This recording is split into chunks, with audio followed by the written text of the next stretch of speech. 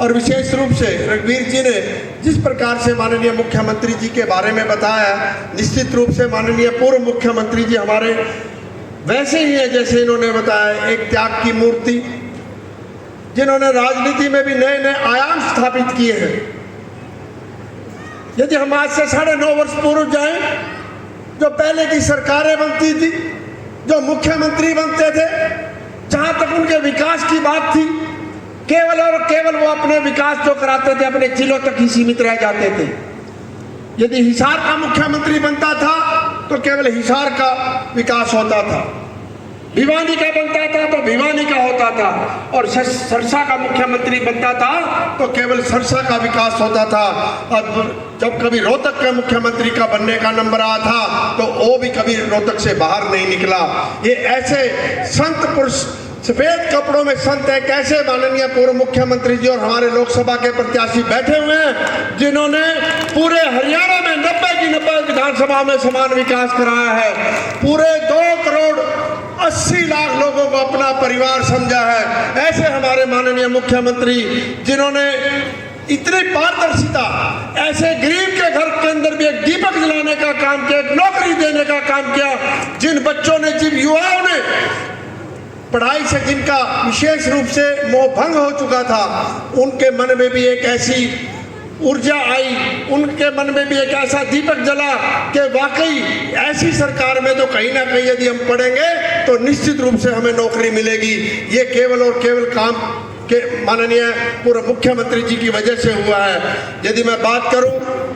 Online transfer policy की, जिस प्रकार से जो नए नए यहाँ पर पॉलिसीज बनी हैं, इन ऐसी पॉलिसी बनी है जो दूसरे प्रदेश भी उसका अनुसरण किया है। हमारे माननीय प्रधानमंत्री नरेंद्र मोदी जी ने भी हमारे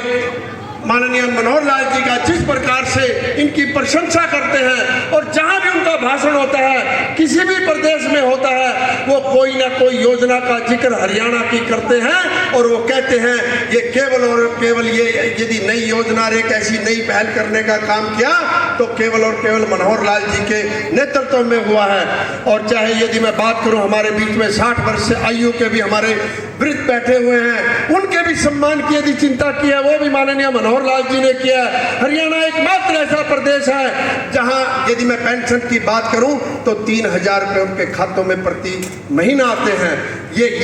काम किसने किया? ये मनोहर लाल जी ने किया। इनसे पहले केवल और केवल 1000 रुपए हमारे जो बुजुर्ग हैं उनके खातों में आते थे। जिस प्रकार से हमारे प्रधानमंत्री जी ने जो एक योजना आयुष्मान की चलाई थी, उसमें भी माननीय मुख्यमंत्री जी ने चिरायु योजना का एक चलाकर 3 लाख रुपए तक की जिनकी सालाना इनकम है, उनको भी 5 लाख रुपए तक का मुफ्त में इलाज देने का यदि काम किया तो वो माननीय पूर्व मुख्यमंत्री मनोहर लाल जी ने किया है। ऐसे ही यदि मैं बात करूं, जिस प्रकार से जिस अंत्योदय को लेकर भारतीय जनता पार्टी चली हुई है, उसका विशेष रूप से यदि मैं हरियाणा की बात करूं, उसमें यदि शुरुआत की है वो माननीय मनोहर लाल जी के कर कमलों के द्वारा हुई है। जो अंतिम पायदान पर व्यक्ति खड़ा है, जिसको के सरकारी योजनाओं का लाभ मिलना चाहिए था और किसी कारण आज तक भाई भतीजावाद की वजह से, क्षेत्रवाद की वजह से और जाति पाति की वजह से नहीं मिल पा रहा था, वो केवल और केवल उनको उनका अधिकार दिलवाने का काम माननीय मनोहर लाल जी ने किया है। और यदि मैं बात करूं यहाँ पर जिस प्रकार से जो करनाल की यदि मैं बात करूं, हम करनाल के जिले के रहने वाले हैं। करनाल पहले भी सीएम सिटी था, आज भी सीएम सिटी है और आगे भी सीएम सिटी रहे, इसकी भी यदि किसी ने चिंता की है वो भी माननीय मनोहर लाल जी ने की है। जिस प्रकार से इन्होंने अपने एक जो ये एमएलए थे, एक विधायक थे, इन्होंने मुख्यमंत्री के दायित्व से तो त्याग पत्र दिया ही दिया था, अपने विधायक के पद से भी जो त्याग पत्र दिया,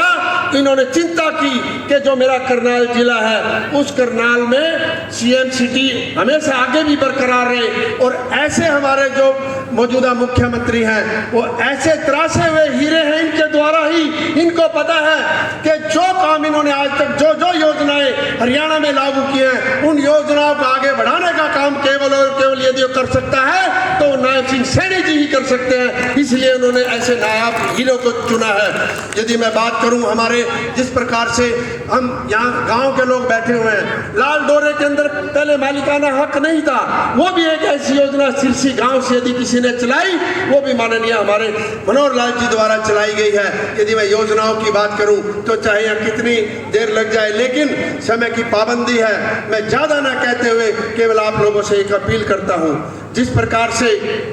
माननीय हमारे करनाल लोकसभा के प्रत्याशी ने 9.5 वर्षों तक हमारे प्रदेश की सेवा की है, तो हम सब का दायित्व बनता है। जिस प्रकार से इन्होंने नए नए यहाँ पर आयाम स्थापित किए हैं, नई नई योजना लागू की है, हर वर्ग का इन्होंने ध्यान रखा है। अब वो केंद्र में जाकर अब पूरे देश की सेवा करें, उसके लिए हमें तैयार है कि नहीं है भाई? तैयार है? हम ये बात विश्वास दिलाएं, हाथ